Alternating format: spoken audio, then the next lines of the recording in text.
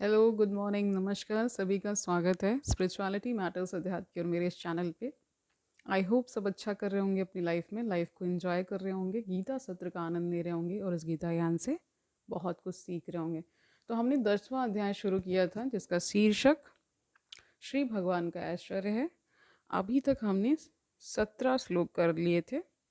आज 18, 19 और 20 करेंगे। शुरू करें आज का सेशन। Let's get started. तो 18वां श्लोक देखिए। विस्तरणेन विस्तरेण आत्मनः योगम विभूतिम च जन अर्दन भूया कथय तृप्ति ही क्षणवतः न अस्ति मे अमृतम। इसका अर्थ देखिए। हे जनार्दन, आप पुनः विस्तार से अपने ऐश्वर्य तथा योग शक्ति का वर्णन करें। मैं आपके विषय में सुनकर कभी तृप्त नहीं होता हूँ, क्योंकि जितना ही आपके विषय में सुनता हूँ उतना ही आपके शब्द अमृत को चखना चाहता हूँ। इसका तात्पर्य देखिए। इसी प्रकार का निवेदन नैमिषारण्य के शौनक आदि ऋषियों ने सूत गोस्वामी से किया था। यह निवेदन इस प्रकार है। उत्तम स्तुतियों द्वारा प्रशंसित कृष्ण की दिव्य लीलाओं को निरंतर श्रवण करते हुए कभी तृप्ति नहीं होती, किंतु जिन्होंने कृष्ण से अपना दिव्य संबंध स्थापित कर लिया है वे पद पद पर भगवान की लीलाओं के वर्णन का आनंद लेते रहते हैं। श्रीमद् भागवत में ये मतलब ऐसा कहा गया है। अतः अर्जुन कृष्ण के विषय में और विशेष रूप से उनके सर्वव्यापी रूप के बारे में सुनना चाहता है। जहां तक अमृतम की बात है, कृष्ण संबंधी कोई भी आख्यान अमृत तुल्य है और इस अमृत की अनुभूति व्यवहार से ही की जाती है। आधुनिक कहानियां, कथाएं तथा इतिहास कृष्ण की दिव्य लीलाओं से इसलिए भिन्न हैं क्योंकि इन संसारी कहानियों के सुनने से मन भर जाता है, किंतु कृष्ण के विषय में सुनने से कभी थकान नहीं आती। तो ये सब कौन बोल रहा है? जो उनके भक्तजन हैं, ठीक है। यानी भक्तों को ऐसा लगता है कि सिर्फ भगवान की लीलाएं, भगवान का चिंतन, भगवान में ही रमे रहें, मतलब उनके अलावा उन्हें कुछ दिखता ही नहीं है।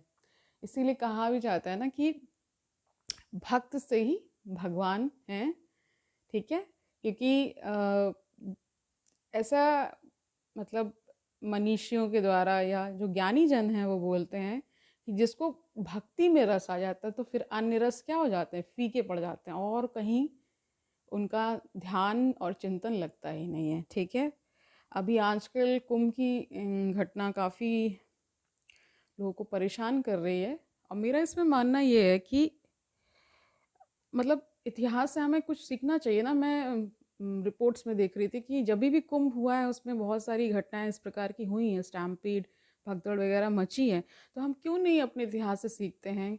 मेरा ये खुद का मानना है कि जो विभिन्न अखाड़े हैं, जो विभिन्न साधु संत आते हैं, केवल उनको अलाउ करना चाहिए अगर कुंभ हो भी रहा है तो। क्योंकि बहुत जहाँ भीड़ होगी तो फिर मुश्किल हो जाता है प्रशासन या किसी के लिए भी संभालना। तो इसका कुछ तो सॉल्यूशन निकलना चाहिए ना मेरे अकॉर्डिंग। क्योंकि भीड़ होने ही क्यों दें? हम आम जन के लिए खोले ही ना। ये कहें, उनसे आग्रह करें कि आप अपने घर पे स्नान कर लें, ठीक है। और भावना से ही सब कुछ है, तो भावना भाव ले करके कि हाँ वहीं स्नान हो रहा है और इस तरह से की घटनाओं से हम बच सकते हैं ना।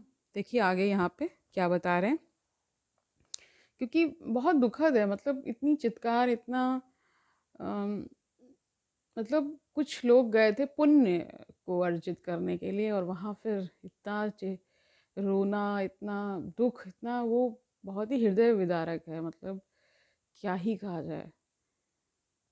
कोई ना कोई तो हर चीज़ के लिए जिम्मेदार। तो पहले क्यों नहीं सोच पाते हैं? मेरा ये मानना है कि जब हो गया हो तो फिर अब तो आपको परिणाम लेना ही पड़ेगा, जो भी परिणाम आए। लेकिन उससे पहले कुछ ऐसा सोचा जाना चाहिए था कि जब इतनी भीड़ इकट्ठा हो जाएगी और सब लोग अनुशासित नहीं होते हैं, सब ये भी पता है कुछ ना कुछ ऐसे तत्व वहाँ मौजूद ज़रूर होते हैं जो कि ये सब चीज़ों को ख़राब करते हैं।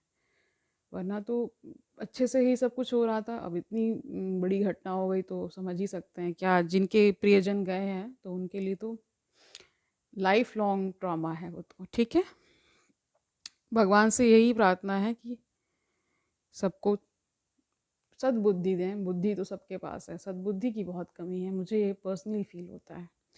देखिए यहाँ आते हैं, क्या बता रहे हैं।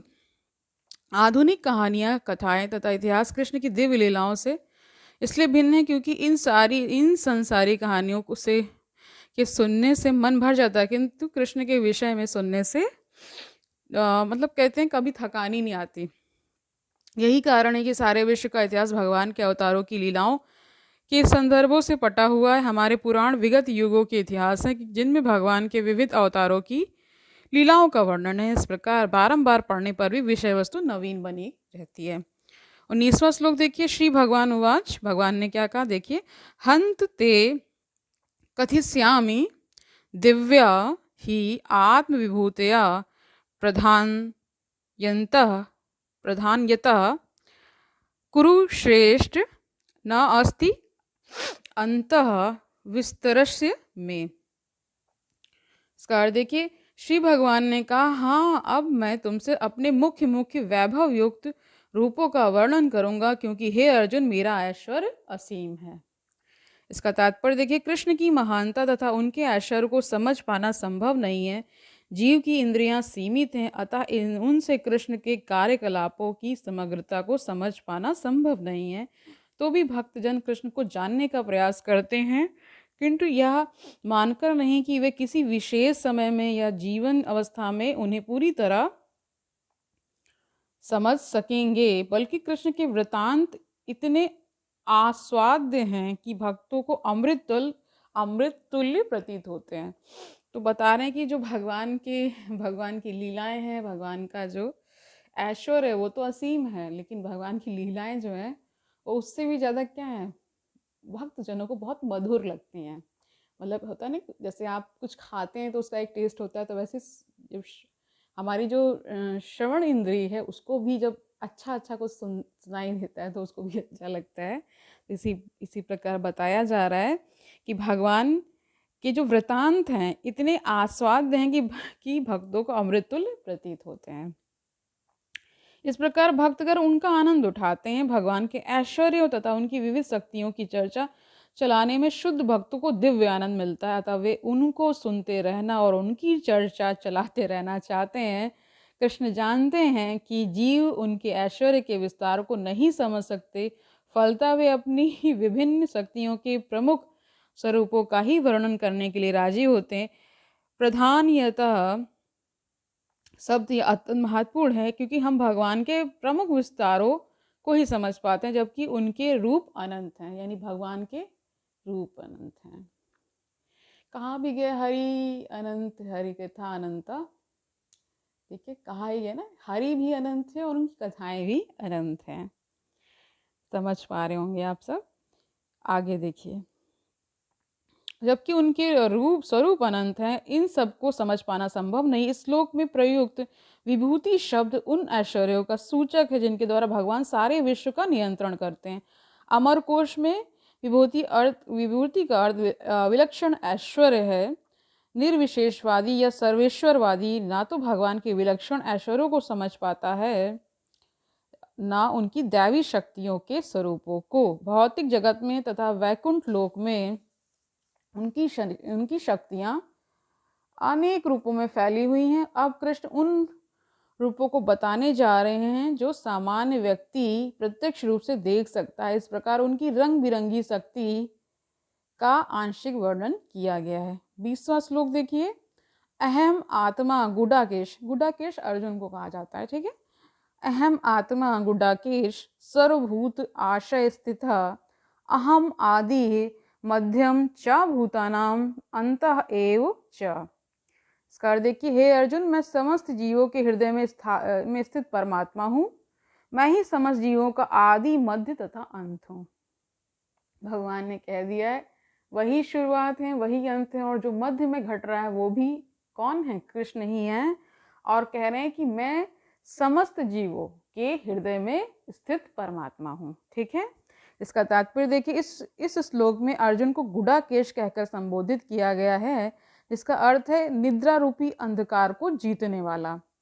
जो लोग अज्ञान रूपी अंधकार में सोए हुए हैं, उनके लिए समझ पाना संभव नहीं है कि भगवान किन किन विधियों से इस श्लोक में कह रहे हैं कि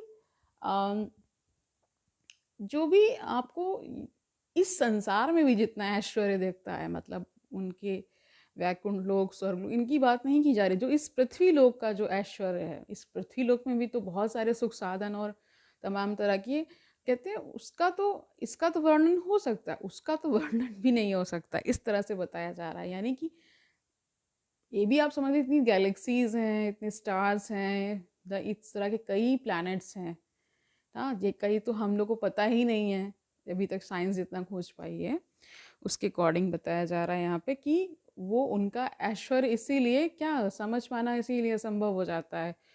और ये भी मैं मानती हूँ कि जो ईश्वर आपको समझाना, मतलब याद कराना चाहेगा, बस वहाँ तक ही आप पहुँच पाएंगे। और कभी भी अपने ऊपर अभिमान मत करिए, क्योंकि जब इंसान के अकॉर्डिंग चीज़ हो जाती है तो वो खुद को क्रेडिट देने लगता है, और जब नहीं होता है तो फिर ईश्वर को कोसता है। इससे बचना चाहिए, ठीक है। तो वही बता रहे, जो लोग अज्ञान रूपी अंधकार में सोए हुए हैं, उनके लिए यह समझ पाना संभव नहीं है कि भगवान की किन किन विधियों से इस लोक में तथा वैकुंठ लोक में, कह रहे हैं कि भगवान किन किन विधियों से इस लोक में तथा वैकुंठ लोक में प्रकट होते हैं, ये समझ पाना ही क्या मतलब संभव नहीं है। कथा कृष्ण द्वारा अर्जुन के लिए इस प्रकार का संबोधन महत्वपूर्ण है, क्योंकि अर्जुन ऐसे अंधकार से ऊपर है, अतः भगवान उससे विविध ऐश्वर्यों को बताने के लिए तैयार हो जाते हैं। सर्वप्रथम कृष्ण अर्जुन को बताते हैं कि अपने मूल विस्तार के कारण समग्र दृश्य जगत की आत्मा है, यानी जितना दिख रहा है उनकी आत्मा है। भौतिक सृष्टि के पूर्व भगवान अपने मूल विस्तार के द्वारा पुरुष अवतार धारण करते हैं और उन्हीं से सब कुछ आरंभ होता है। अतः वे प्रधान महतत्व की आत्मा है। इस सृष्टि का कारण महतत्व नहीं होता, वास्तव में महाविष्णु संपूर्ण भौतिक शक्ति या महतत्व में प्रवेश करते हैं। वे आत्मा हैं।